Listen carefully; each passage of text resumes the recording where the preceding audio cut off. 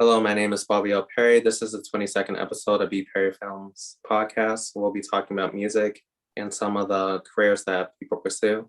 In this episode, I'll be sharing the stage with Dominic, who goes by the name of Diggity Dom, and I'll be asking him some questions about his career in performing arts.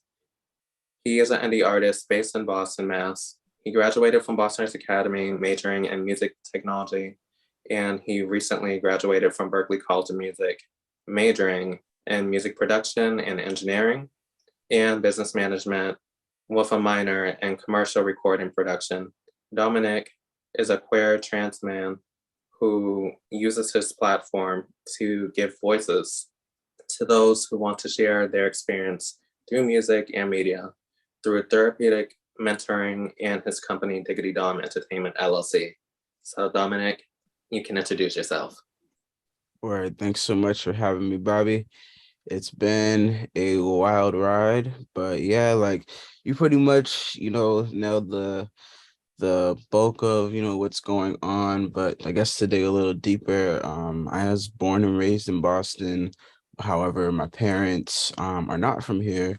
So my dad, he was born in Trinidad, grew up in St. Vincent, and came out here for Berklee to go to college. And then my mom is from Virginia and also came to Boston to go to Berklee.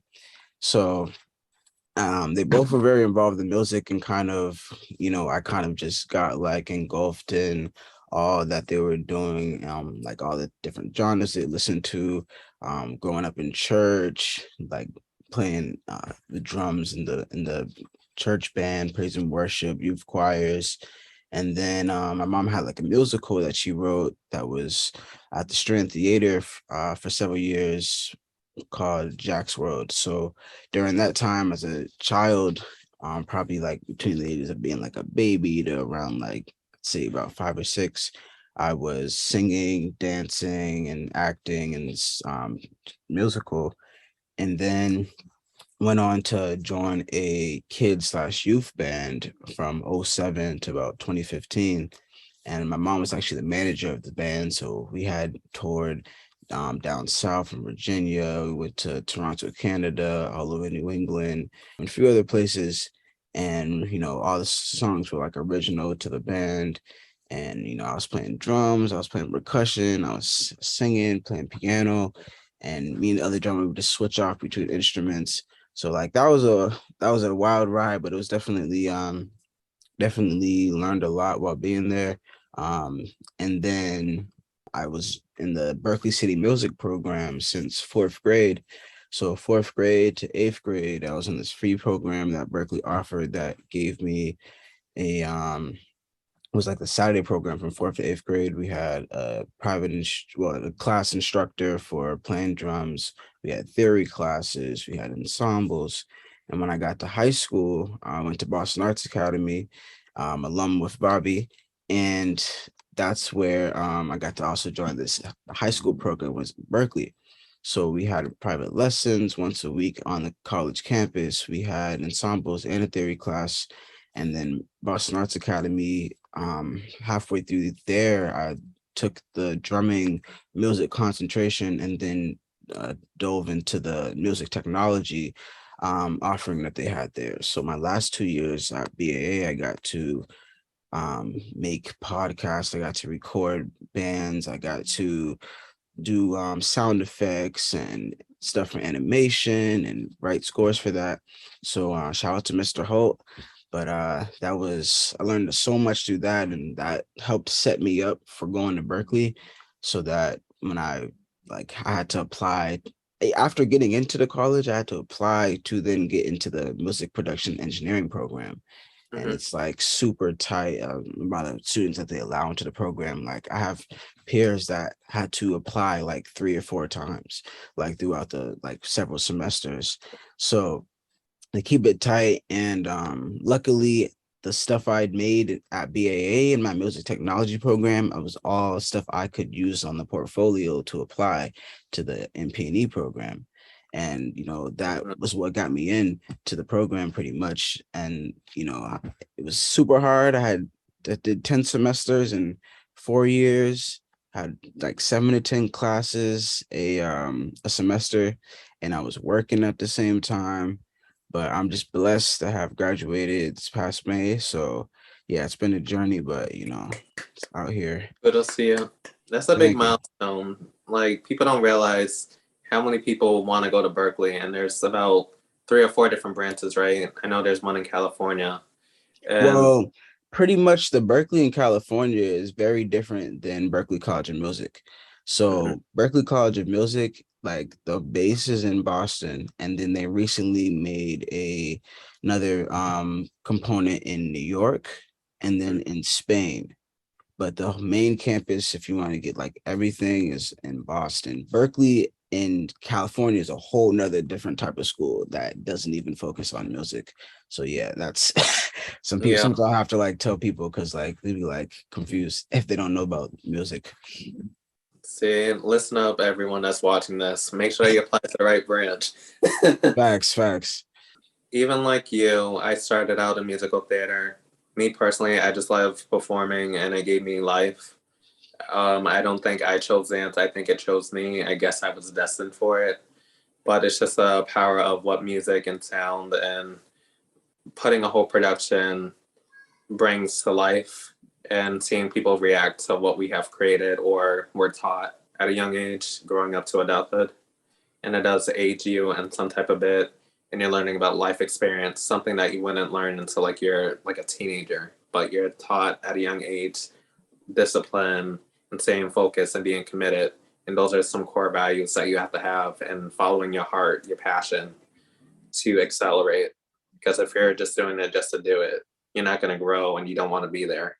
But if you love something, you're going to put 100% into it, maybe 1,000%. Facts. So I like to start out the podcast with a few definitions so people can get a context of what we're talking about. So, in your definition, what is considered music? I would say music is like honestly in my case, any form of sound. Now, that can be kind of abstract, but sometimes a car alarm could be going off and like it's consistent. And I'm like, oh, I start making a beat out of it. Like anything that's technically sound can be music. Now, if you want to get on the more commercial terminology, then we get into, rhythm and beat or, even like vocals, somebody singing. But even rapping though, like there's so many different forms of music. So that's why I kind of like base it to like different forms of sound, Mhm. because technically any form of sound can be music. It's just how people perceive it. So like the most common genres that people love to perceive music is, like pop, R&B, rap, hip hop, jazz, Yeah, all so that. all that. Classic. Yeah. So yeah, but music, I don't know. I feel like it can have a way of like affecting one's emotions.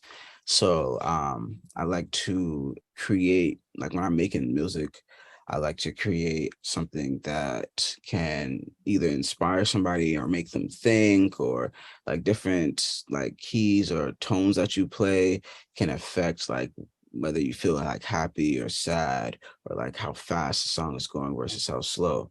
So like all of these things are kind of connected onto like mood and feeling and emotions, to also add on to like music. Cool. I have a two-part question. So we're gonna start with defining an indie artist because I know a lot of people don't know what that is. For sure. So indie artists, I feel like are mostly like people that are like independent. So that means that instead of me like being signed to like let's say a major label like Warner or something like that, this just means that I'm pretty much doing stuff on myself. I have my Diggity Dom Entertainment company where pretty much I can release my music underneath. So I'm just kind of acting as my own label. Mhm. And there's a lot of things with major labels where they take like a lot of your bread, and they might Mhm. give you an advance, but at the end of the day, there's a lot of back end stuff that can get a little grimy. So right now I'm kind of like doing my thing. There are some artists and there's things called indie labels that are pretty much smaller labels that can provide some resources to indie artists. So you know, it's like people just trying to do their own thing without having to get all that or have these companies taking like huge chunks of a lot of the bread and percentage and taking ownership of our masters. It's like now like we want to be in control. So Yeah. Just to give some context on that, there's a lot of people who work behind the scenes for labels, whether it's the engineers, the producers, the songwriters, the composers, and the list just goes on. I think there's at least 10 different departments when I was looking it up that take a portion of the cut and then you get the remainder. You always pay yourself last. So always think of that.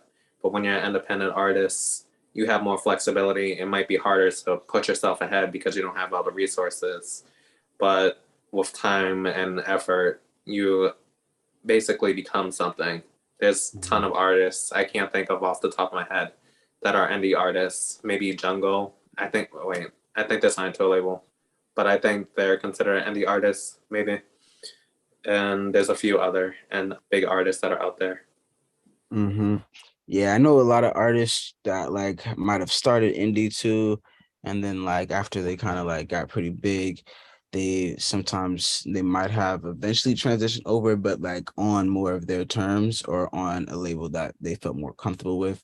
So Mm-hmm. like I know Black, he's like pretty big artist out. He was independent for a while, and then like I think he recently joined Interscope Records on Love Renaissance. Yeah. Yeah, just I just encourage people just take your time and really plan things out right before you execute of if you're gonna pick a label or do it yourself.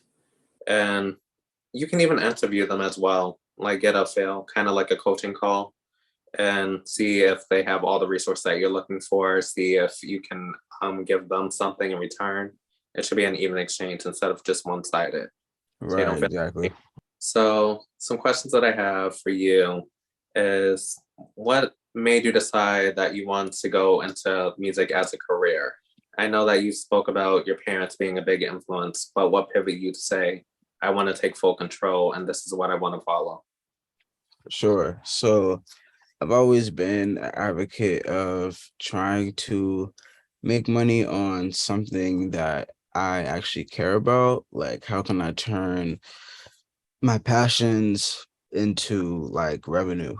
So pretty much like growing up, I just wanted to like work. Initially, I was trying to work so that I could accomplish some of my goals financially. Like I had wanted to buy a car in high school and get my license and stuff like that.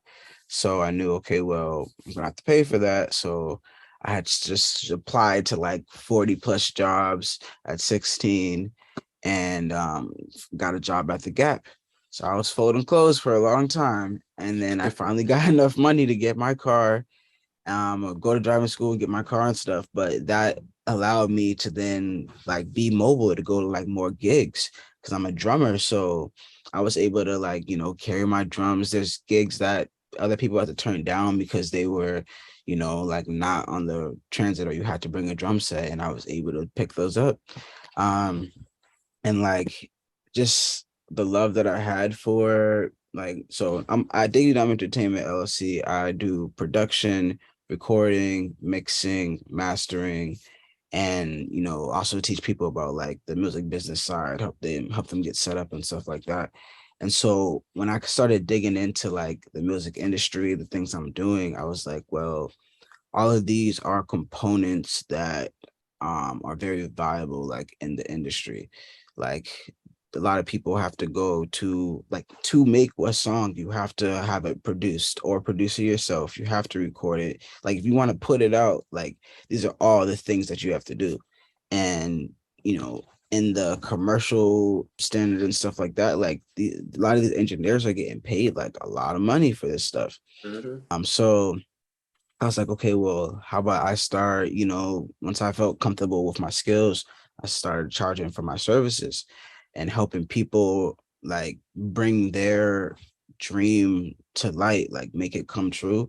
A lot of artists, especially new artists, and some that's been out for a while, but they'll come to me with a song or an idea, and it's almost like their baby, like something that they've been like just sitting on for a minute, and they just don't know how to get it out, or they need help to get it finished.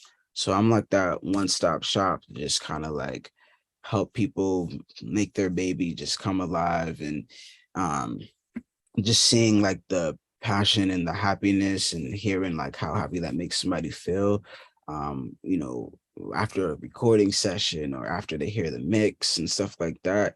That also brings joy to my heart to know that I'm helping this person with their creation. So knowing that I was able to make revenue off of what I like to do and then help other people in the process. Even like I have a song called Give Me Help. It's all about if somebody's afraid to ask for help. And I put it's like a hip hop beat so people can vibe, but also be like, oh dang, like maybe I should ask for help. Like kind of make you think. And then on top of that, there's a lot of different streams of income that can be made through music. So after, you know, I get my songs out and stuff, I can get them synced with like a TV station or a commercial or something. And what sync means is when you sync audio with visual. So that could be like a check in the back end or royalties.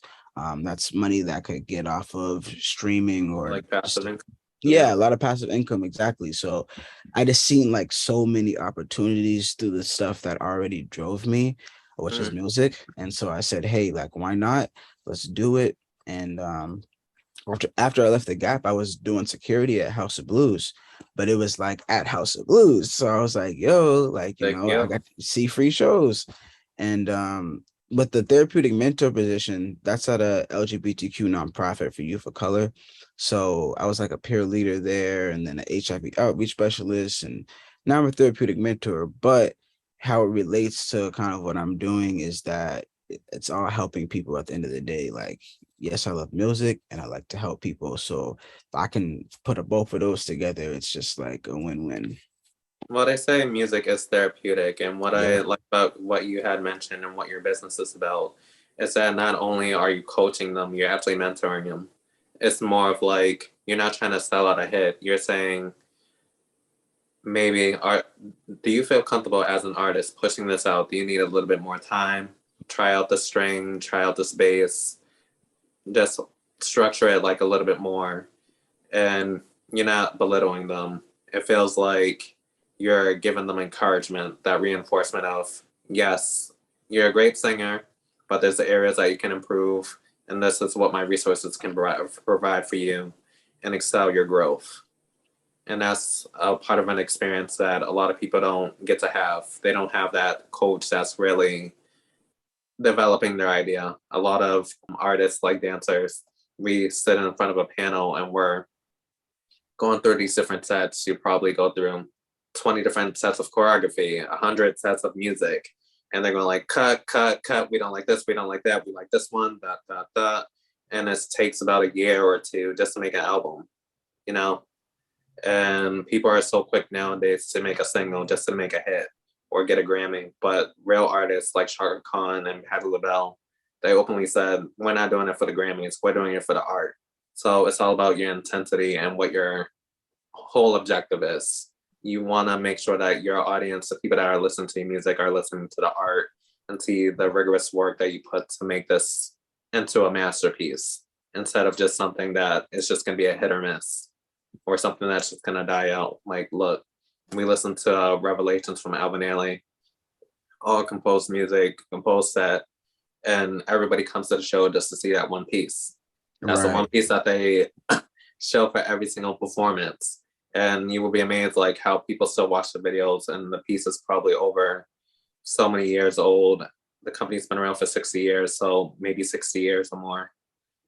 And it still Mhm. has that iconic moment from like the day that it was initially choreographed by Alvin Ailey. Now that is art. And then that is something iconic. And that's what we're going for as an artist, to be something iconic and leave a Right. legacy. Yeah. Got to. So describe who is Diggity Dom. What is the identities that he goes through? For sure. So first, let me tell you how the name Diggity Dom even like came about. So I was on tour playing drums for this non-binary artist named Billy Dean Thomas. And this was back in like 2019 around New Year's Eve time. We were in Vermont, like opening up for Moon Hooch. And I was on the sound check. So I'm sitting on the drums, and then they had a mic for me too, because I was like Billy's hype man at the same time. So I'm checking out the mic, and I'm like, dom diggity dom diggity dom diggity. And then I keep saying that, and Billy's like, oh, diggity dom. And then I'm like, oh yeah. So then as during this like time, I was supposed to be going on this industry trip to Atlanta through Berklee. It was like a whole process to get into that. And I had to like try to really develop like my brand, my elevator pitch. Like if I met somebody in the professional world, like, okay, how can I show them that I'm on that, like trying to be on that level and like committed to this. So I was in the process of like developing my brand and putting my site together and all this stuff. And then I was like, yo, I need a name for myself. I'm trying to put some music out. I'm trying to like put my YouTube channel out. I'm trying to like really just figure out this brand thing. And I was like, yo, Diggity Dom. I was like, yo, ain't nobody out here called Diggity Dom. And it just kind of like rang, kind of stuck with me. And so like on another level of that, I feel like Diggity Dom is very connected to me in a sense as that like on my YouTube channel, I'm still trying to get some more stuff up there. It's been a little hectic, but I will be releasing something in the next couple of weeks. That's going to be about a 25-minute video that incorporates about 5 of my songs, some live performances, some skits that kind of like set up what the song is about and how you can get through some challenges you might be going through. So that's what I've kind of been like working on the past for a couple weeks or so. But pretty much on the channel itself, like I had stuff that not only did with music but health and wellness.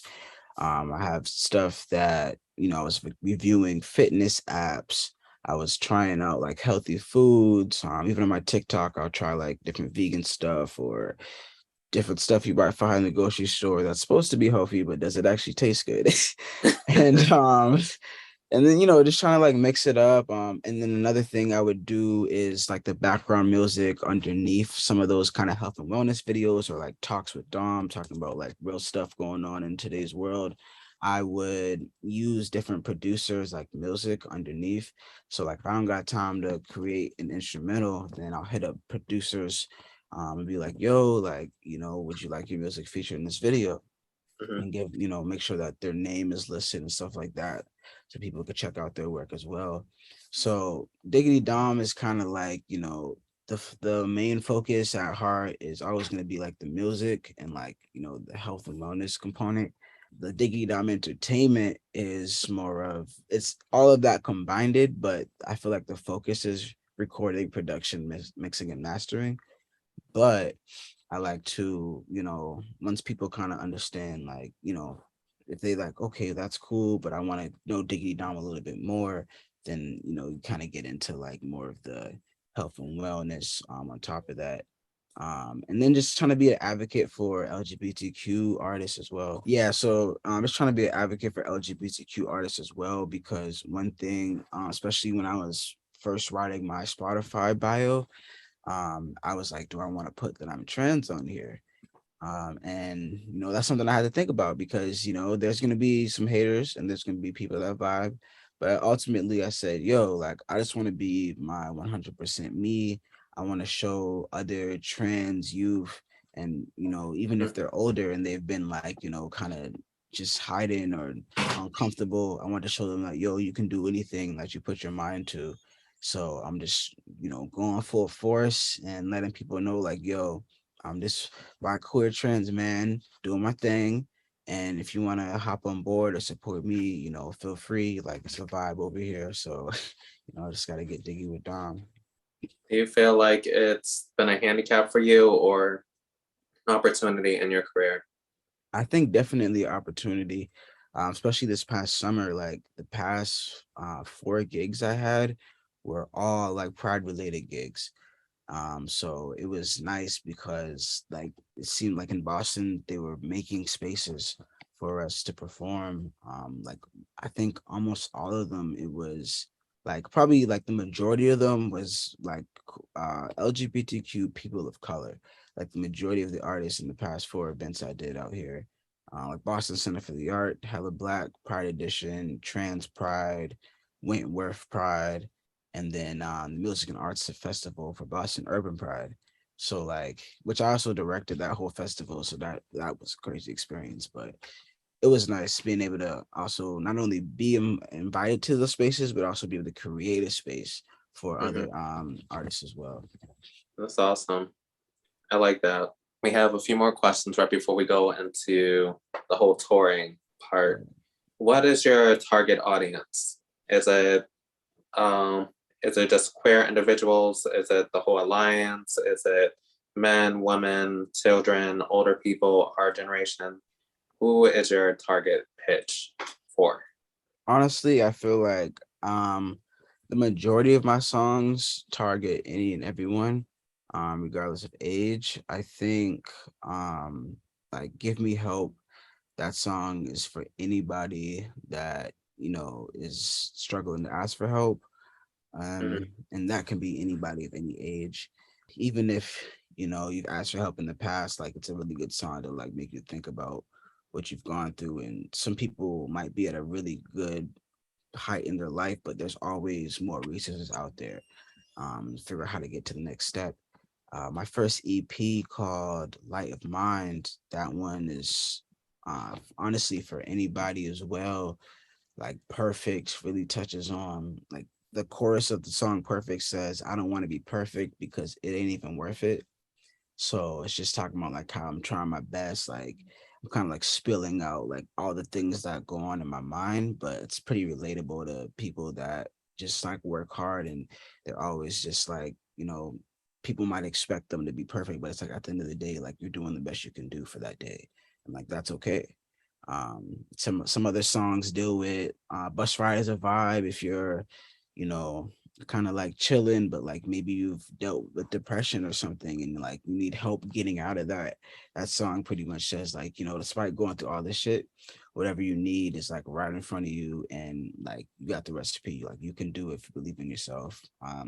Now the target, I do have one target audience for this particular song called A Hoe's Life, which is the last song I released.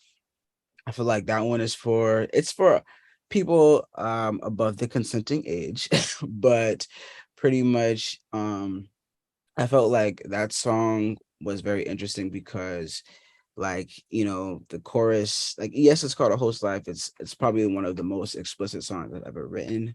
Mhm. Just I kind of did it as a social experiment to see like, okay, like, you know, a lot of the other songs kind of like self-care vibes. This one is self-care on in a sense because the chorus says wrap it up so you can back it up. Mhm. So the whole song is for the people that like to be like, you know, lit, you know, having sex, which is fine, but it's promoting safe sex. So at the end of the songs, like start throwing condoms out at people. Like it's very live, but yeah, it's like, you know, you have your fun, but like be safe about it. Yeah, So, you know, like that's more of the story. People will write booty shaking music all the time. And I'm like, okay, well, maybe I want to tap in, but be safe. Like, you know, just still be yeah. uplifting. You know what I mean? Like, What you're doing? Yeah, yeah. I agree. Definitely. So now we're gonna get into the exciting part, and this is about planning the tour.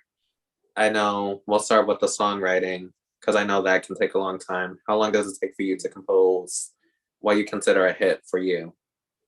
I mean, it really depends, honestly. Like, for example, so I was in the for the commercial record production minor. I took this class called Advanced Commercial Record Production. Yeah, so Mhm. that was last fall, 2021, with Prince Charles Alexander, and he's a pretty established engineer. He's been on a lot of records, won some Grammys and all that stuff. So I got to learn a lot from him. But essentially, he made us write, produce, record, mix, master an entire song plus a music video plus like a 20-page write-up report with all these different diagrams and like a whole bunch of things. It was mad different components to that, but it ultimately being like 20-page every time. Um, we had 3 weeks to do this.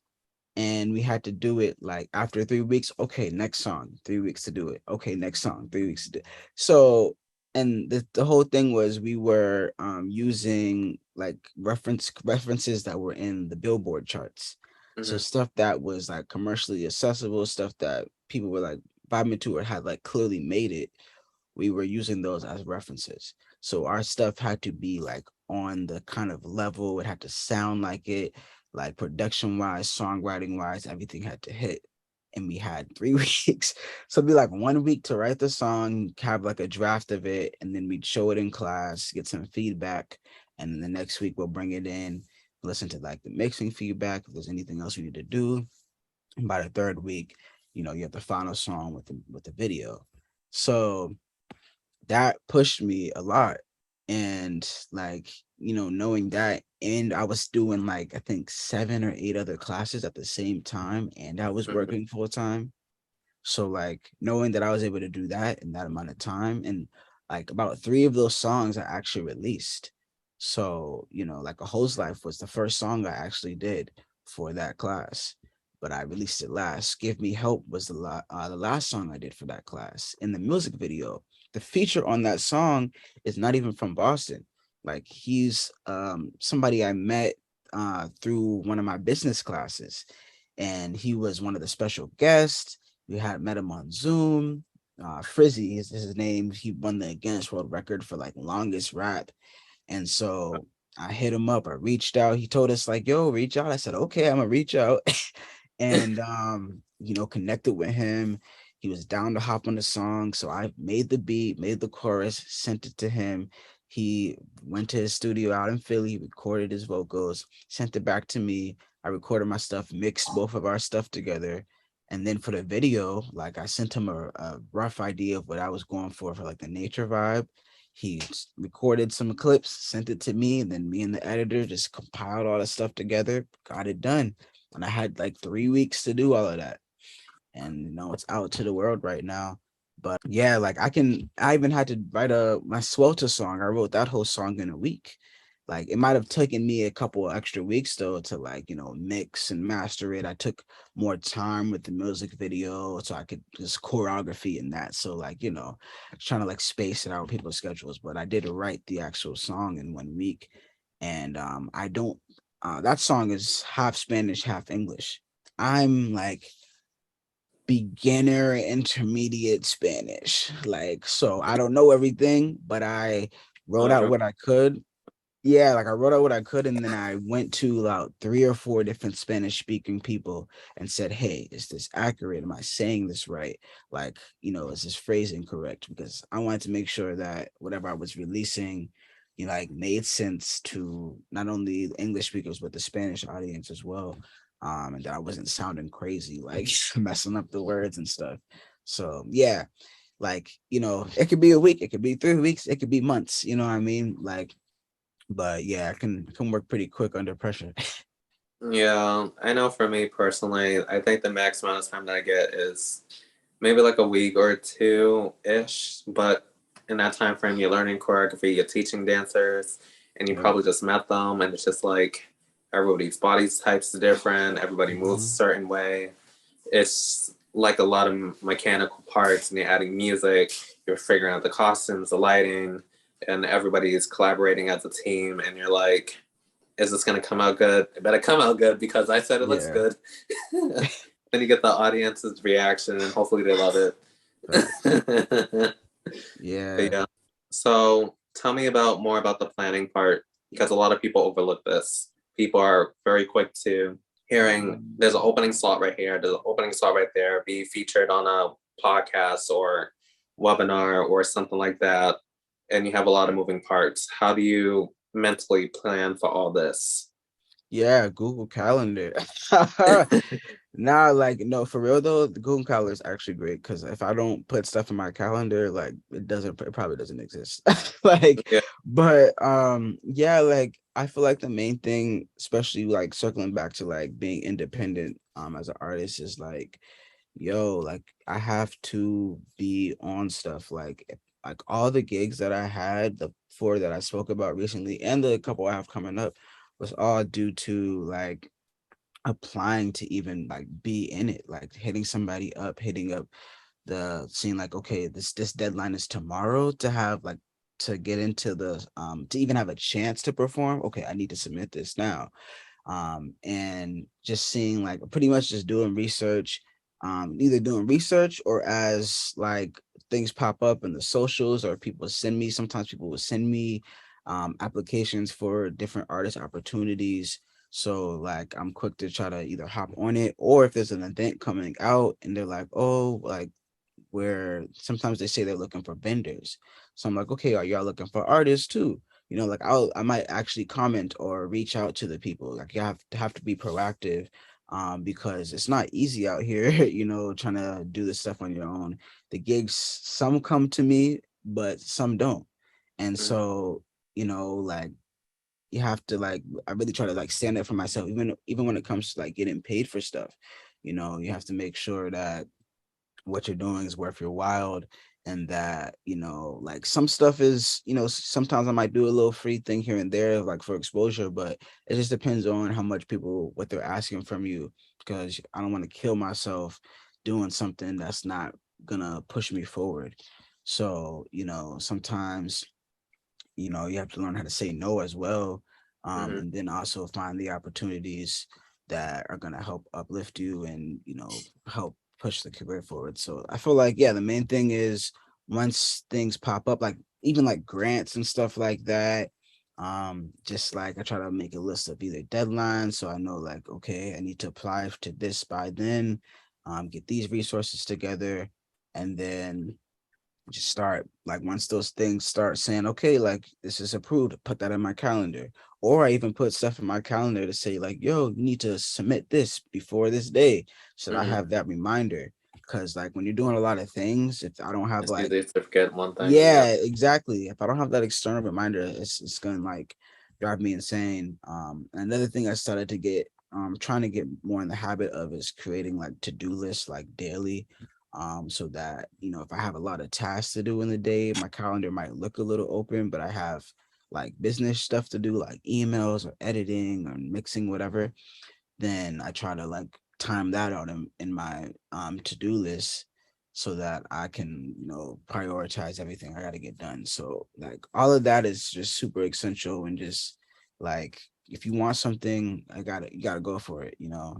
Like you're not gonna know how to um like perform at a different venue unless you go and ask somebody and that works there, or, you know, simple as calling them up and be like, hey, how do I do this, can you help me? And people don't realize the effectiveness of networking. It's actually free for the most part. There are sometimes that you may have to pay for services, of course, but a lot of people don't. It's like I'm an introvert. I can speak for myself. I know when I started this business, and even as a choreographer, I had to step outside my comfort zone and make things happen. Right. Yes, you get emails and phone calls here and there, but it's just like if you don't step up to the plate, you're missing out on an opportunity that could be yours, or a good opportunity that can elevate you to another version of yourself and get bigger clients, bigger venues. Just everything is a lot grand versus you being mute and just relying on, yeah, they'll call me. Have they called you Right. yet? Like Month? what? You gotta No, call I don't them. think they're gonna call you. Right. I'll send like 3 emails, like, you know, over, you know, of course, every couple of weeks, but like after a few emails, I'd be like, all right, well, on to the next person. Like, all right, like they don't wanna whatever. If I'm trying to network with somebody, especially when I travel, like anytime I travel to like LA, Atlanta, just different areas and hubs, like I try to figure out who can I set up a meeting with, what business can I like meet with. Hmm. And the first time I went to Atlanta a couple years ago, I was there for a month with my girlfriend. Rented out a house, rented a car. We was virtual school because of COVID, virtual work. So I was doing all of that, and I said, all right, well, then because the Atlanta industry trip I was talking about all got canceled because of COVID. Like I found out the week before, and I was supposed to go to Tyler Perry Studios, bro. Like I was tight. I was tight. But like I ended up by me cold emailing like mad businesses. I ended up speaking with like a few of them. And the one of the ones that was super impactful was the guy that works like he has his own company, Crossover Entertainment. Billy Johnson, super cool dude, but he like is cool with Tyler Perry. Like Tyler Perry used to like rehearse at his business, and like he and then Big Billy literally just did a whole bunch of sound and stuff for something Tyler Perry just did with Oprah a couple weeks ago. So it's like, you know what I mean? Like I'm still trying to, you never know, because like I wouldn't have never met this guy unless I just reached out and he just happened to say, yeah, come through, let's chat. And I got to meet with him a few weeks ago again to reconnect when I came back to Atlanta. So like networking is great, but also trying to maintain those connections and like check in and see what they're doing, send them your stuff. It's like super vital, like to show that like you actually care about this relationship and that you like to grow and foster that. I think that's a problem with people. People are quick to take in a gig, but people, when the gig is over, they don't do the extra part on the offboarding part where you're like messaging people, thank you for the opportunity, thank you Mhm. for providing these resources. You know, thank you brings you a long ways, or even saying good morning, just like Right. normal things that we were taught as a kid and just implement it in real life. Facts. The next part that we're going to go into is raising money, which is the hardest part. People think musicians, dancers, artists make a ton of money, but we actually don't. We're more frugal when it comes to things. And we don't Mhm. spend enough on like marketing, going on podcasts, social events, and stuff like that. How do you personally raise money? Is it through grants, social awareness? Right. Yeah, I think it's definitely a combination for sure. I think like through my business, I'm probably making the most money off of the recording, production, mixing and mastering. But, like clients, they either like even though they might be like consistent clients, there are still people that have jobs, that have lives, so they can't record like, all the time. They come when they come, and that's I work with their budgets and stuff like that. So that's one source of the revenue, but also like performing is another aspect. I'm trying to get adequate pay for different events, but the thing that goes into performing is expenses. When I have dancers with me, I have to pay for rehearsal spaces. I have to pay for, sometimes I'll get them like lunch or dinner, like if it's a late rehearsal, gas for them to get to rehearsal, Ubers, and then even like costumes, or I have to like give them a cut of the check that I make from the performance to make sure that I'm paying them, because Mhm. I understand that everybody is just trying to make a living out here too, so I don't expect anybody to necessarily like, unless we're bartering or they want to get experience or they want to help me out, like I try my best to help out where I can. So those expenses, to then you end up making a little bit less than what the check is actually saying, but it's all part of the growth. Eventually those checks will become more, but that's performance is another form of revenue, nonetheless. And then grants is also nice because like that gives me some funds that I can just put towards my art and not have to pay back. Right now I'm not at the stage where I feel comfortable with taking out a business loan, because I don't want to have to pay pay that back. Mhm. So right now I'm just trying to get as much like free money, like free as in like, you still have to put your time into the application, but ultimately a grant is, money that I don't have to return and I can invest into my business and my art. So things like that is helpful. And then I'm trying to set myself up for that passive income, which will eventually be like, streaming. I'm not, it's something, but it's not a lot. So Yeah. um, I'm trying to set myself up for like more sync deals. And like I recently was on this video game called, it was called like Flying Birds or something like that. You got to But check it out. Yeah, like they sing two of my songs, well, the Swelter song, and then I made a hip hop instrumental for them as well. So that was some revenue as well. So, I do website design on the side, like, different things. But that's all connected with like the industry, music and entertainment stuff. So yeah, it's all different sources. But the main thing that you're hearing is I have more than one stream of income. So that's the most important thing. Doing this whole music stuff, I can't just rely on, like, teach drum lessons too, but I can't rely on just that or just one of these. I kind of need the mix That's of it. true. Yeah, and then like working at Boston Glass, that's the LGBTQ nonprofit. Being a therapeutic mentor there is also like, a little side revenue that also kind of helps, supplement, some of my income. And I I can like even working. say, even for me, when I was taking dance classes, the week of our show, they sent us out a blast email. They were like, the school or organization is closed, so there's no more rehearsals, no shows, and everyone was like in shock. Yeah. A lot of people who are in performing arts, they had to readapt and started using social media and stuff like that to get exposure and also make money. But people don't realize the only way that you make money is through performances. So people are trying to go like more hybrid, like what I'm doing with my podcast. I don't Mhm. always have to meet the guests. Sometimes it's in person, sometimes it's over Zoom. It's an easier way that everyone's safe and we don't have to worry about catching each other, catching COVID or any other illness that may happen. I do want to emphasize the difference between grants and loans. Like you said, grants you don't have to pay back, but there is a catch. Same thing with loans, you do have to pay back. But in those contracts that you're signing for both a grant and a loan will detail things that you have to do and what you can spend things on. Mhm. Grants and loans are used for a certain purpose. It's either to provide income for yourself, your staff, equipment, traveling expenses, food. It just depends. You got to read the grant because that's what they're funding it to. And you have to allocate every dollar and they're going to report back to you. They're going to see, they're going to be monitoring your bank account saying, oh, I noticed that you spent $1,000 at this club.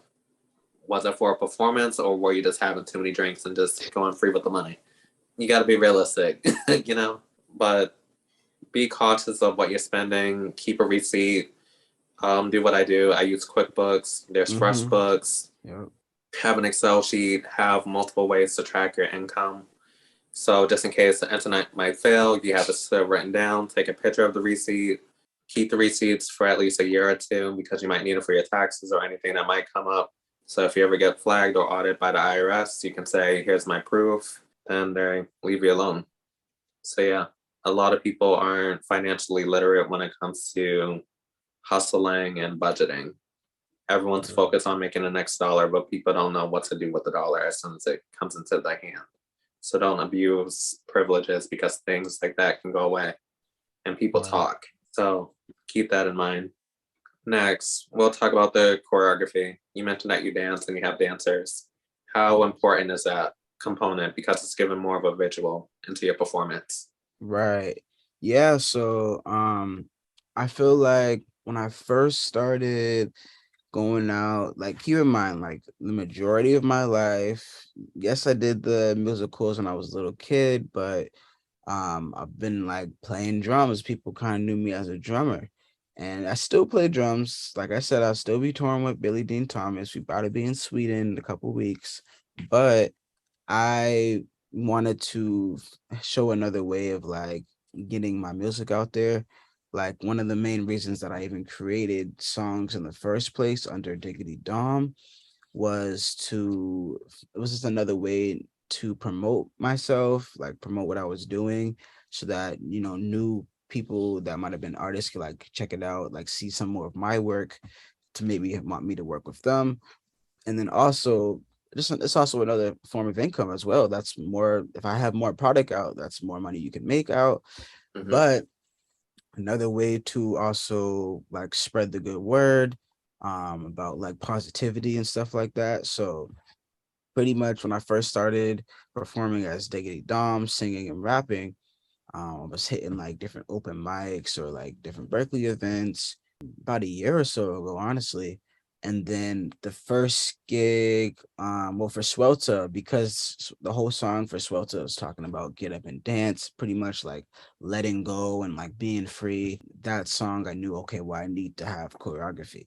So while I was at Berklee, I was able to do, they pretty much sort of bought or like partnered with Boston Conservatory, which they have like a lot of dancing and stuff there. So we were able to take some of the dance classes as electives. So Mm-hmm. I took African dance class, and then this past spring I took a intermediate hip hop class. And so a lot of that kind of like got me back into some of the dancing I was doing when I was younger. And not always like to dance, but like I didn't really know what I was doing before. I just like, do a little jiggy or whatever. But I was like, I really wanted to learn. And so I took a salsa class too, because I love listening to salsa and playing it on the drums. So I could hit up a choreographer, Yamanuchi Marcellus, that we actually went to Berkeley together. We met in the African dance class. Mm-hmm. And I was like, yo, like I'm trying to do this music video, but I need dancing. And that was a whole process in itself, like trying to find dancers that could fit the time requirement and that were like down. And there was a lot of stuff going on. But the dancing as a whole, like I knew I wanted to incorporate all of that because that's what it was saying in the song as well. Now, when it came to like live performances for dancing, my first gig for that for Diggity Dom was actually back in June, June 2nd for the Boston Center for the Arts thing. And I only had about like 2.5 weeks to create and teach choreo for like 4 songs.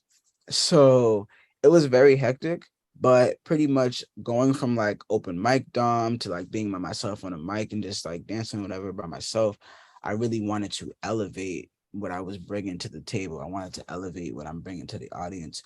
When I Mm-hmm. go to different shows, I'm like I like to observe and see like, okay, what is like driving my attention right now.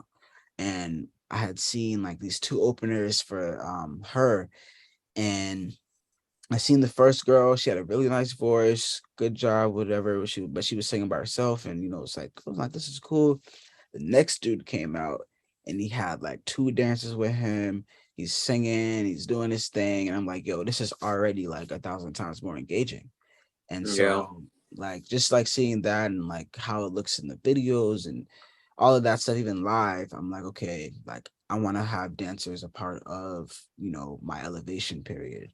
And so I was like, all right, bet, like I'm gonna do this. And I had to find people and make it work in a couple of weeks. And we was grinding, trying to learn all this stuff, but like we made it happen. And I'm happy like to see like where it's at now, especially the video that's about to come out. Like it's a compilation, like a bunch of the performances we recently had. And it's just like, dang, like in a matter of like what a month or two, like all of this has like happened. So yeah, it's all a part about like rising up. You got to start somewhere, and Mm-hmm. then like just keep building on that rather than being like, oh my god, I have to have all of this stuff like right out the gate. Like no, you just start somewhere and then gradually add on to it. Yeah. Performing live versus remote or in a music video is such a different experience because you don't have the live feedback. And sometimes most of your energy comes from the audience. And you feel like you're speaking to them, they're speaking to you, and then there's just like this nonverbal language that's going on. And then sometimes, depending on what genre of music, they're like cheering for you, and you know, it's more animated. Right. Yeah. And I honestly feel like regardless of who's there or what's going on, me and my dancers, we just gonna go full force. And you know what I mean? Like just have a vibe. Like I try to engage with the audience and stuff like that. But it's all about just I just be trying to go ham, be like, yo, we gonna leave an impact. So y'all gonna go home talking about it. So Look, that's and how even like if you're sick or whatever, or you forget a line, you got the audience stick out that mic. They're like, yeah, yeah, yeah.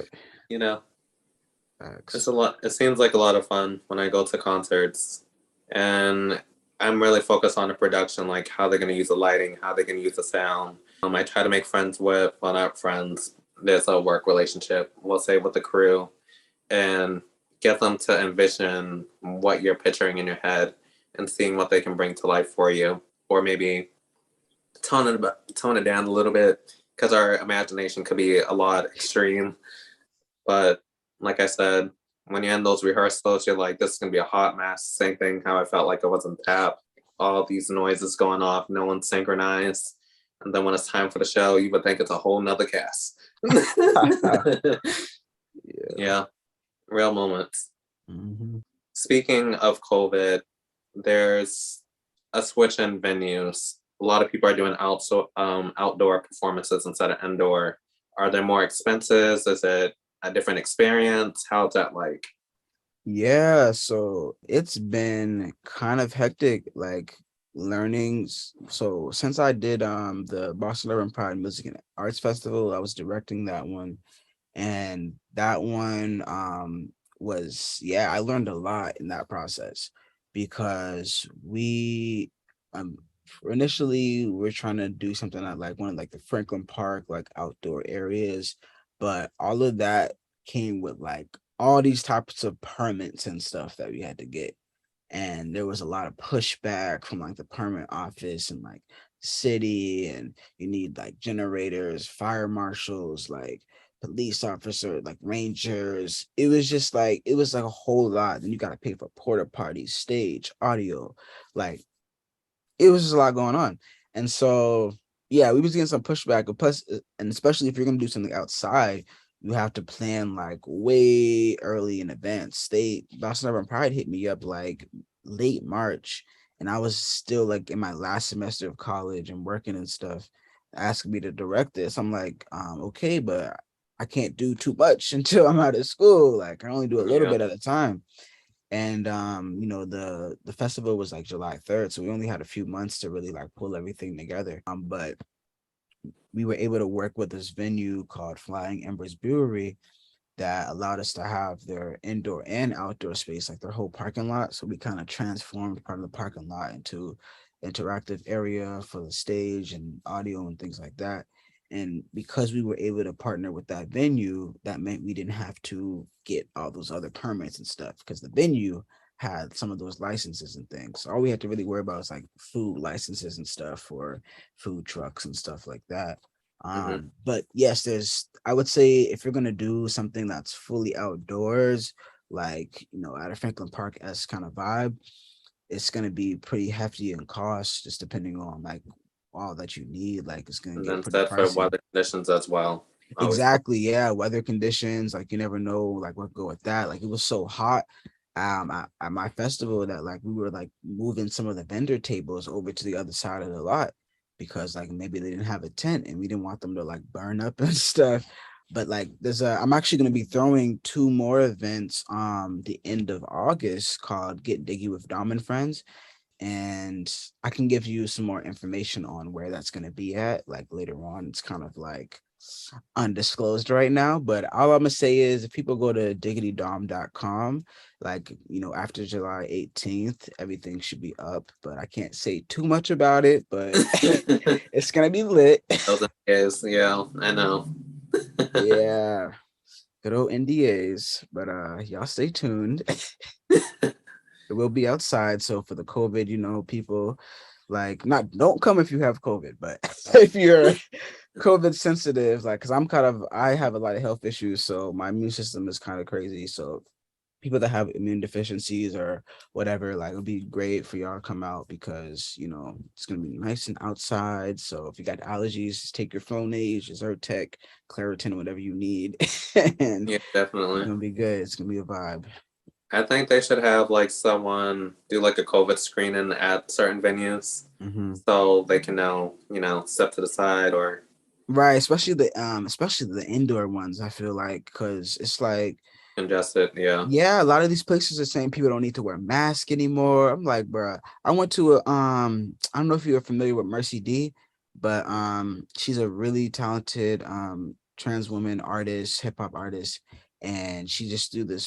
She has a nonprofit Pride Extended, so she recently threw this bags event yesterday, and like it's like a 2-floor club, and people don't have to wear a mask because Boston and everywhere else is like, oh, you don't really have to wear a mask anymore. I'm like, yo, me and my girl walk up in there with our mask, and I was wearing my mask the whole time because Yeah. like I get And sick quick. my eyes just go like this a little bit. What's going on? Yeah, like should be kind of Yeah, crazy. But the event was great though. So shout out to Mercy D, no cap. Like y'all should go to all her events, like, and listen to her music. I gotta put my people out. You know what I'm saying? Like, yo, it's all definitely. about support for real. I love how you're giving like knowledge, awareness to all these different artists who build you into the person that you are today, and you're very generous with your time and efforts with everything. So I got a few more questions. These are going to be fun. We're done talking about the business side. So we'll talk about what are some opportunities do you feel like you can give to other artists who are probably in the same mindset as you of, yes, I'm starting up a music label or I'm trying to get into songwriting, engineering. How do you get them to find comfort within themselves? For sure. So I would say like so some artists I've worked with, I usually just try to give them like a crash course on like whether they need help with production or understanding like the business side of things. I kind of just tell them like whatever they need help in, I try to give them like bits of information or give them like a little tutorial on how to make a beat or something. Like when I was in Atlanta recently, I reconnected with somebody that I didn't even know they it was crazy. I met her best friend in the studio, and then her best friend played the music. I'm like, yo, her voice is fire. And then I was like, yo, let me connect with her. I'm about to go out to Atlanta. I could like show her like, how to do some things and then educate her on how to protect herself, all that. And Mm-hmm. so she sent me her Instagram. I was like, yo, I used to work at the Got with her. So we like reconnected and I went out there. She came over to the B&B and I pretty much, she's like, yeah, like I just want to understand production and like so she could like when she's working with other people as well, she understands more stuff and then can also, help elevate what she's doing. So I literally like showed her a whole like, introduced her on how to start recording, how to like understand the quantization, all the little production stuff. So she at least had a good like basic start and Mm-hmm. then set up like a bunch of links that I emailed to her and went through each website briefly to show like copyright, publishing, sound exchange, like different ways that she can either make her revenue but also protect herself getting into this artistry stuff. So I had a whole email and I send this to like sometimes when I have consultations with different people, I'll like walk them through some of the baselines of that. Mm-hmm. And I have like I offer artist consultation services as well. So it's like if somebody give everybody this little crash course of whatever they need so they have the basics. But if they kind of want to dig a little deeper, then I offer those services, for a charge. But some people, what I'll do is I'll offer them the opportunity to hop on a Zoom call with me while I'm working.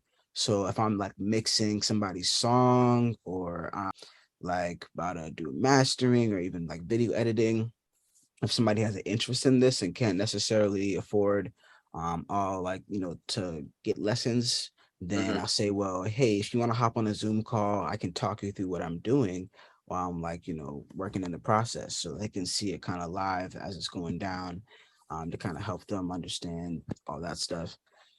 So yeah, I like to open up the door as much as possible, so that people can learn as much as they want. And then things I don't know or have to things that I go to other people for resources to, I try to share those resources. So like getting a lawyer, getting my LLC, my stuff trademarked. I got connected with BizGrow, and it's like a lawyers for civil rights. Like they have like free lawyers and stuff to help people with their businesses. So I share those resources. If somebody's like, yo, I really want to do this, like, hey, here's this resource. Here's this resource. Here's like, if I don't know what answer, I'll try to help find the answer. So, it's all about trying to uplift each other, help each other grow. Even people that are doing like video. this one dude, he wanted just experience recording. I said, hey man, come to my gigs and you can record there. There's experience. And if I have a little extra bread, I'll try to do what I can or give you some bud food, whatever I can do to kind of help supplement that. If I'm, not making a whole lot, I'll try to do what I can. So, Mhm. just kind of like helping each other out. And a lot of people don't invest in a lot of education. I even tell people who watch my videos, I'm like, each video will only tell you about so much because a lot of topics are very broad. And I try to recommend people to sign up for my business coaching sessions because you're getting that one-to-one support. And I Right. try to frame it like a roadmap for your success. It's like, don't wait until the last minute of you're about to shut down and you're lost for hope and all that. Start now, start early, stop waiting. Reach out to me on my website and book a discovery call. Let me get an opportunity to know who you are and see if my services can help you. And as we're going along, whether it's 3 sessions, 4 sessions, or how many sessions that you need, I can kind of coach you to get to that answer that you're looking for. Because just by me telling you something, you're not going to learn and you're not going to be able to comprehend it all the way. But if you go through the process, same thing like we went to school for, if you don't put the time and investment into education, you're never going to persevere and you're just going to be at the same level or even worse. You'll be all the way at the bottom while everyone else above you is excelling, you know? Yeah, education is definitely the key to success. For It sure. is. Let's talk about mental health. For sure. Yeah. I feel like mental health is super important. It's something that I feel like people just started talking a little bit more about like during COVID. Like it was like such a taboo thing, I feel like, prior to COVID, because people knew it existed and some people were cool with it. But then like when everybody kind of started experiencing like the same kind of like, oh my God, what is happening? Things are closing. Like what? Hmm. Then there was a lot of like, more people dealing with depression and stuff, or like at least being like alert and aware that these things were going on and that the emotions and feelings.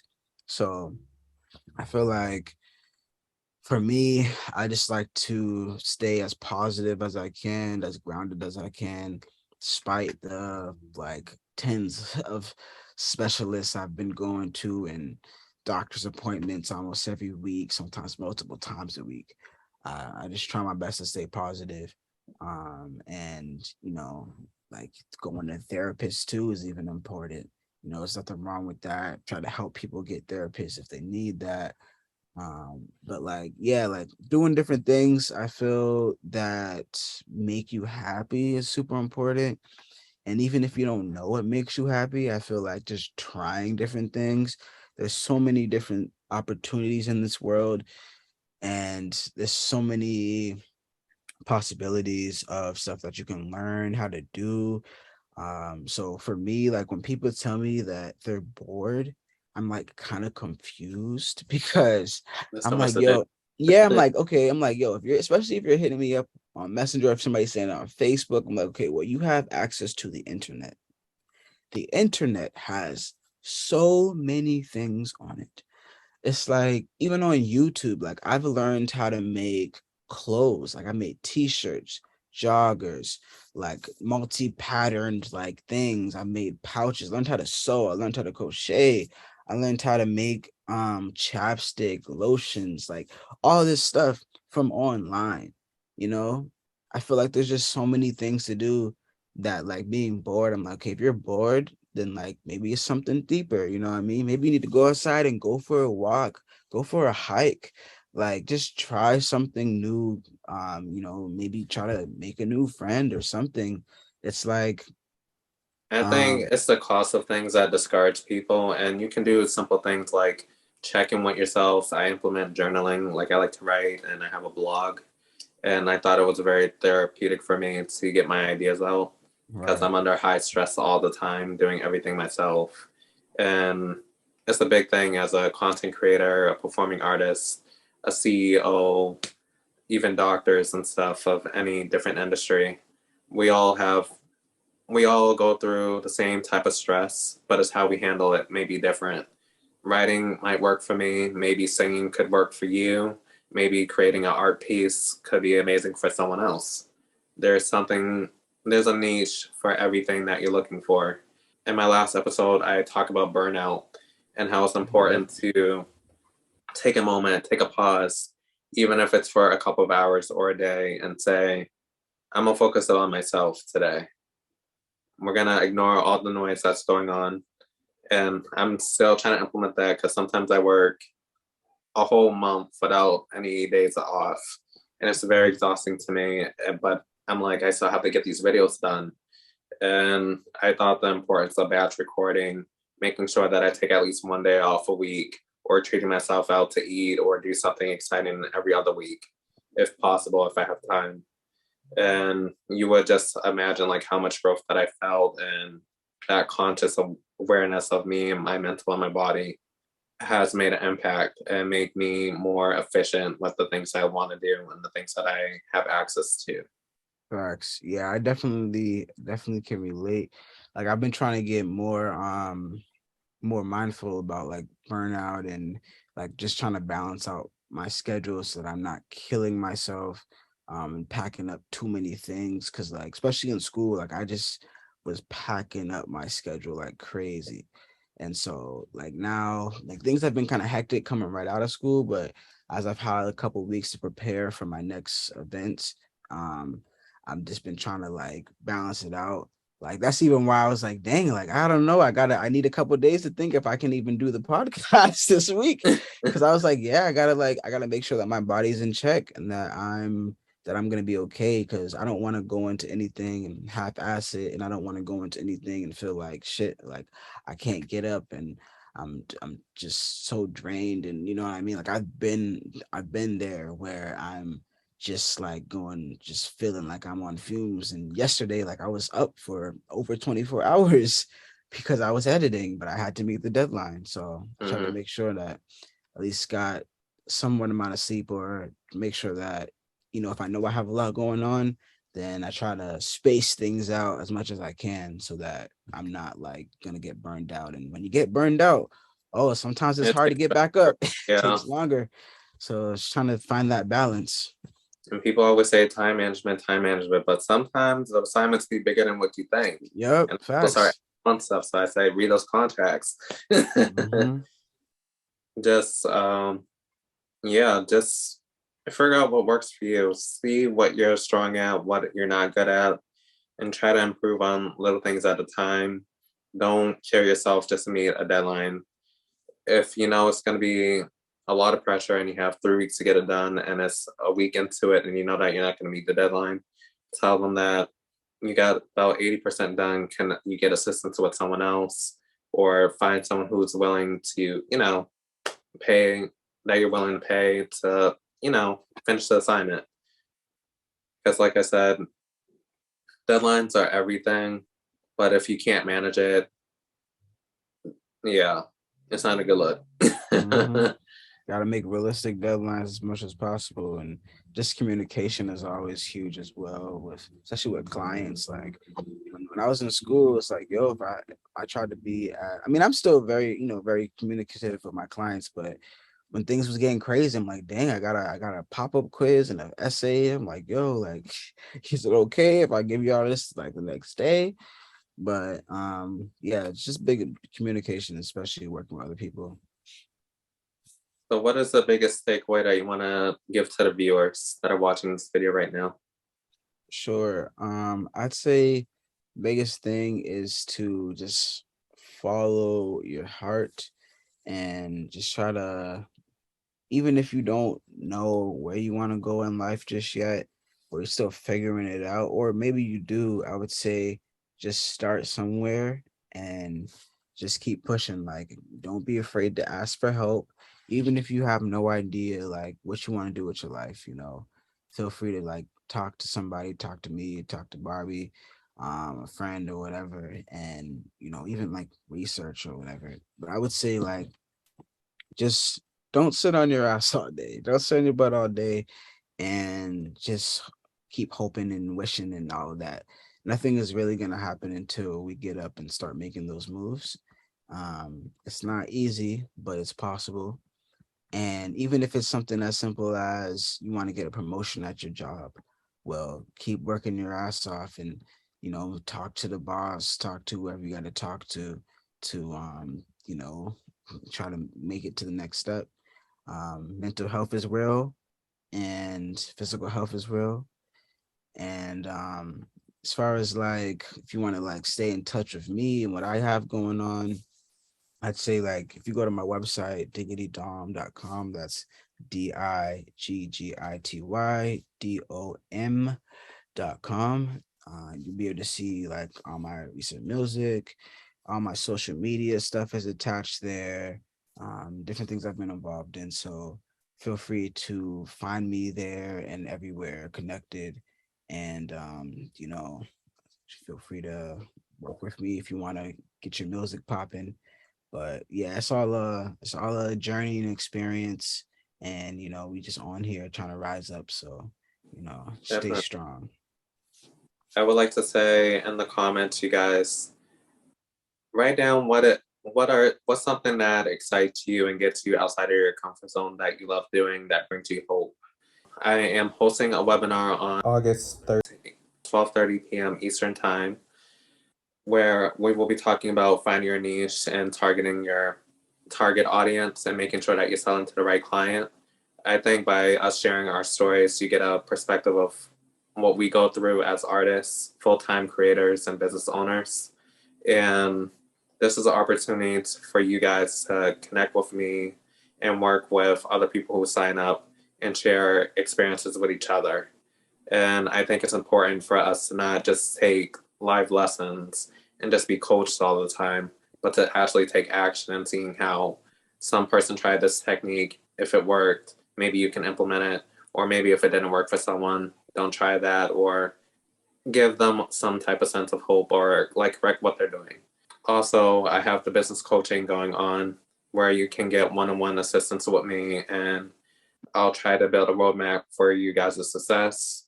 Like I said, take advantage of the opportunities that both me and Dominic is trying to provide for you guys. It's not enough just watching videos. It's time for you to take action, get up off your feet, and apply skills and share with other people around you. What are some social contacts that people can find your work? For sure. So my YouTube is Diggity Dom. My TikTok is Diggity Dom _. And my Instagram and Twitter is Dominic GBLM. That stands for Black Lives Matter. And then my Facebook account is Diggity Dom. But if you go to diggitydom.com, has all my stuff there. Diggity Dom on all streaming sites like Spotify, Apple Music, etc. If you want to check out my music.